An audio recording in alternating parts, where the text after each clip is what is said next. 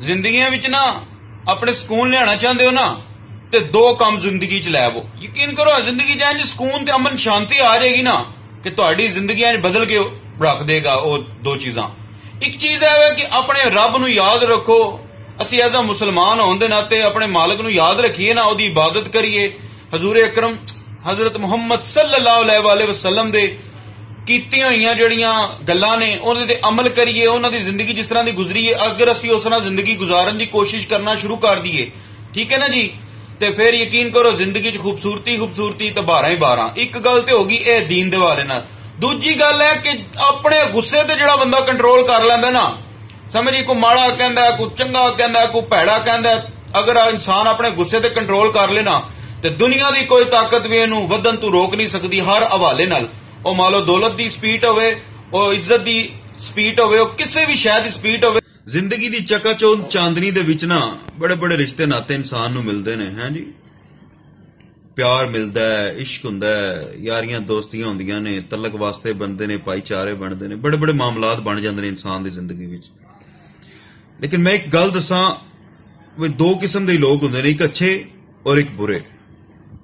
बुरे लोकां नूं ना ਜਿਹੜਾ ਬੰਦਾ ਆਪਣੇ ਤੋਂ ਦੂਰ ਰੱਖਦਾ ਨਾ ਇਹ ਵੀ ਇੱਕ ਅੱਛਾਈ ਹੈ, ਤੇ ਚੰਗੇ ਬੰਦੇ ਨੂੰ ਜਿਹੜਾ ਆਪਣੇ ਕੋਲ ਰੱਖਦਾ ਨਾ ਇਹ ਵੀ ਇੱਕ ਅੱਛਾਈ ਹੈ।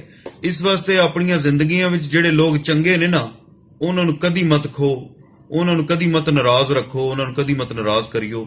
ਤੇ ਜੇ ਉਹ ਨਾਰਾਜ਼ ਹੋ ਵੀ ਜਾਣ ਨਾ ਤੇ ਜਿੰਨਾ ਚਿਰ ਮਨ ਨਾ ਜਾਣ ਉਹਨਾਂ ਨੂੰ ਰਾਜ਼ੀ ਕਰਦੇ ਰਵਿਓ। ਤੇ ਬੁਰੇ ਬੰਦੇ ਦੇ ਨੇੜੇ ਬਿਲਕੁਲ ਨਹੀਂ ਜਾਣ ਦੀ ਲੋੜ। ਜਿੰਨਾ ਮਰਜ਼ੀ ਉਹ ਰੰਗੀਨ ਹੋਵੇ, ਜਿੰਨਾ ਮਰਜ਼ੀ ਉਹ ਪੈਸੇ ਵਾਲਾ ਹੋਵੇ, ਜਿੰਨਾ ਮਰਜ਼ੀ ਉਹ ਸਿਸਟਮ ਵਾਲਾ ਹੋਵੇ, उस बंदे तू किनारा कशी रखोगे ना तो जिंदगी बड़ी खूबसूरत गुजरेगी। सब दोस्त अपना जिंदगी दे मेले विच ना बड़े बड़े साथी मिलते ने, बड़े बड़े सज्जन सहेलियां बनते ने, हैं जी।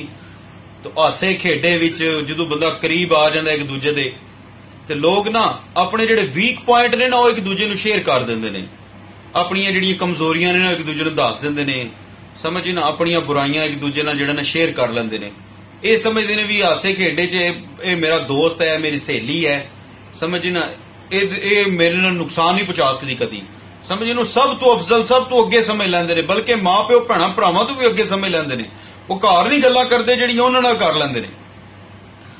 लेकिन मेरा वीर एक गल याद रखियो, अपना अपना ही हुंदा है ते बगाना बगाना ही हुंदा है। इस वास्ते अपनी जिंदगी दे ऐसे वीक पॉइंट कदी किसी नूं ना दिओ कि कल नूं बगाना पुणा जदों अपना दसे ना ते तुहाडे वो वीक पॉइंट जिहड़ा ना तुहानूं जलील ते रुसवा करन। इस वास्ते जिंदगी गुजारो। लेकिन यार 3-4 दिन हो गए ने रोज मैं टिकटॉक खोलना कोई वीडियो बनाने वास्ते, पर मेरा यकीन करो मेरा अल्लाह जानदा मेरा दिल ही नहीं करता वीडियो बनाने दे। उसदी वजह यह है कि मैं जदों 10 मिनट टिकटॉक दे मुख्तलिफ वीडियोज तकना ना इड्डी वाहियात किस्म दी इड्डी बदतमीज लैंग्वेज ते इतनी बेशर्मी दियां वीडियो लोग अपलोड कर रहे ने। ਉਹ ਲੋਕ ਜਿਨ੍ਹਾਂ ਨੂੰ ਅੱਜ ਦੀ ਦੌਰ ਵਿੱਚ ਨਈ ਤਹਿਜ਼ੀਬ ਦੇ ਗੰਦੇ ਅੰਡੇ ਨਹੀਂ ਕਹਿੰਦੇ, ਉਹ ਲੋਕ ਨੇ। ਉਹ ਲੋਕ ਨੇ ਜਿਨ੍ਹਾਂ ਨੂੰ ਨਾ ਆਪਣੀ ਇੱਜ਼ਤ ਦਾ ਖਿਆਲ ਹੈ ਨਾ ਦੂਜੇ ਦੀ ਇੱਜ਼ਤ ਕਰਦੇ ਨੇ। ਉਹਨਾਂ ਨੂੰ ਇਹ ਸਮਝ ਹੀ ਨਹੀਂ ਹੈ ਵੀ ਕਿ ਇਹ ਟਿਕਟੌਕ ਫੈਮਲੀਆਂ ਵੀ ਦੇਖਦੀਆਂ ਨੇ, ਘਰਾਂ 'ਚ ਬੈਠੀਆਂ ਬੱਚੀਆਂ ਵੀ ਦੇਖਦੀਆਂ ਨੇ, ਸਾਡੀਆਂ ਮਾਵਾਂ ਵੀ ਦੇਖਦੀਆਂ ਨੇ, ਸਾਡੀਆਂ ਭੈਣਾਂ ਵੀ ਦੇਖਦੀਆਂ ਨੇ, ਠੀਕ ਹੈ ਨਾ ਜੀ। ਤੇ ਉਹਨਾਂ ਨੇ ਤੇ ਆਪਣੀ ਲਾਹ ਕੇ ਤੇ ਸਾਈਡ ਤੇ ਸੱਟ ਸੜੀ ਹੈ।